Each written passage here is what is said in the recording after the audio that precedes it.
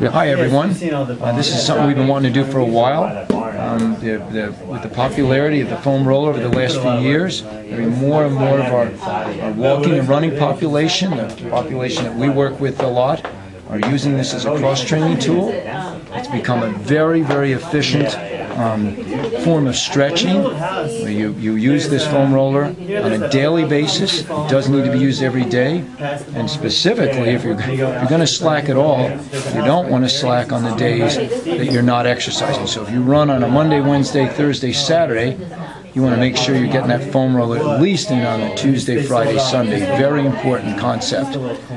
It works a variety of deep tissue muscle groups, and Mike Inge, one of our employees, is going to demonstrate and talk about it. We've got some of our employees right now getting ready to demonstrate. You can get the smaller version, portable for traveling. You get a longer version, at-home version. This one works a lot better for a variety of reasons. Mike's going to talk about it. So let's take it away, Mike. Hi. I'm going to walk you through a full leg progression from the lower leg all the way up through the hips, back, lower back, and upper back. So we'll start with the front of our shin here. You can go 2 legs or 1 leg if you want. 1 leg is going to give you a little bit more pressure, but you want to roll from the knee all the way down to the ankle, going slowly. So try to relax your leg as much as you can. The more you flex your leg against the foam roll, the less you're going to get into it. So you want to be as relaxed as you can. Go slow. Do about 5 passes each way. So 5 up, 5 down. Nice and slow, relax. I have. Okay, let me go ahead and look at these. If you want, actually, we can go over here. And let's switch to the side of the calf. So pick a side, and you want to go towards the fibula, the lateral side of your calf. And you can really work all angles of the calf here. So maybe you'll start towards the front of the shin, and then maybe work your way towards the back of the calf. Just finding any of those points of real tightness and working on them more than others. And if you find that you have a real point of pain, you might want to sit on that area and just rest on it a little bit, just to get a little bit more opening there, a little more lengthening there.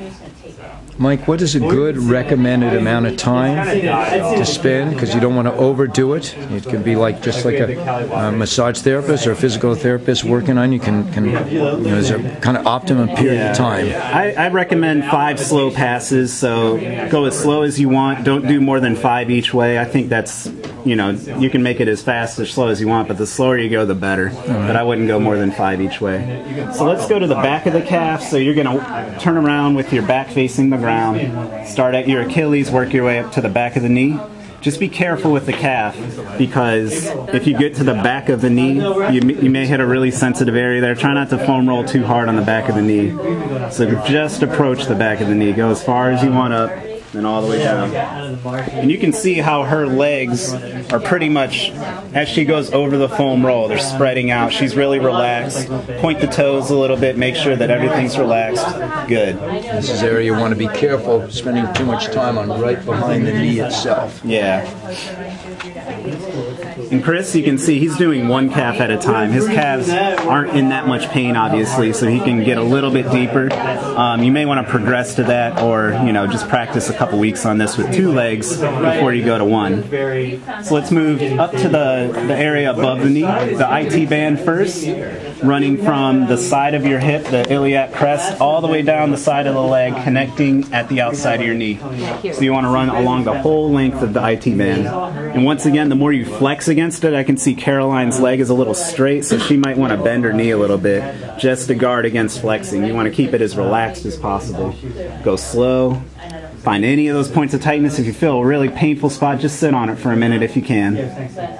And for those of you with really tight IT bands and you need to take a little weight off, take that top leg, bend it, and place that foot near the foam roll. And you can use that, see how Chris is using his left foot to take a little weight off of his right leg. So he's going to be a little more gentle on that leg. Let's move to the hamstring, so just roll out on your back. And this, you can get the whole thing. Nice thing about the foam rolls is that it has corners, that if you have something deep in your hamstring that you really need to get to, you can go to the side of your foam roller, Rachel, right here with your right leg.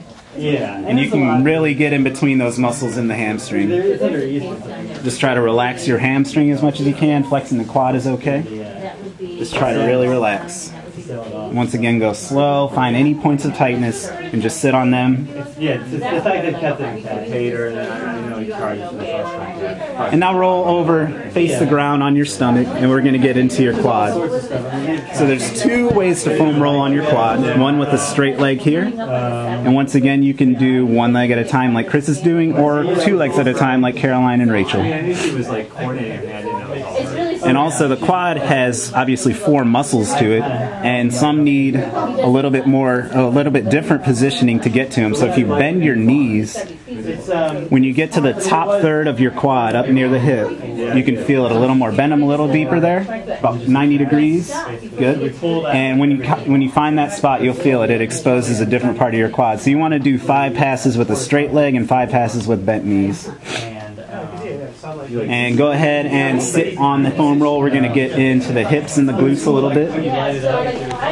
So you can do this without a bent knee. You can do it sitting on there. You want to lean on one side or the other, kind of pick a side, pick a glute to go into. And it's a subtle looking lean. Or you can everyone cross your right foot over your left knee. And then lean on that right side. Let that knee relax down. And you can get a little bit deeper if you have tight piriformis, glute medius, anything like that. That's a really good position for it too. Once again, just 5 easy passes, finding where the bone, the insertion point is, and then going to the other side. Just 5 easy passes each way. And now you can go onto your lower back. Just straighten both legs out, and you can really go all the way up the back. And this is probably everyone's favorite. And you'll find as you get towards the shoulder blades, you want to spread the shoulder blades out. You can see Chris raising his arms. You'll find the easiest way to get to those muscles. And you'll find where you're sore because it'll be painful. So if you find you're really sore, find it's really painful, that just means that you need to use this a little bit more. Because the more you use it, the less painful it gets and the looser you get. It's just like, do it yourself. So I think that about ends the foam roller demonstration. If you have any questions, please let us know. We have different types of foam rollers. So we have a travel size here. We have also a full length, and this full lengths actually come in 2 different densities. So for those of you who are really tight, say in the IT band, that's a very common injury to get the foam roller for. You might want to get the softer one here, and this will be a little bit more gentle. It actually presses in pretty easily. The black one is more firm. If you feel like maybe this is something you want to use long term, I would recommend getting this one. Just to treat an injury, maybe get this one, but yeah, prices vary, so just come check them out. Thank you very much. So in summary, if you use this seemingly inexpensive and lightweight tool, this can become one of the most valuable pieces of equipment in a runner or walker's or any athlete's life, but certainly we work so much with runners. Used on a regular basis, used properly, like you saw Mike and the staff demonstrating there, it can not only help with injuries, but it can help prevent injuries. And that's the long-term concept with it. Keep it close by, use it on a regular basis, as in daily, and you're going to be the risk of injury just drops dramatically. Thanks for listening.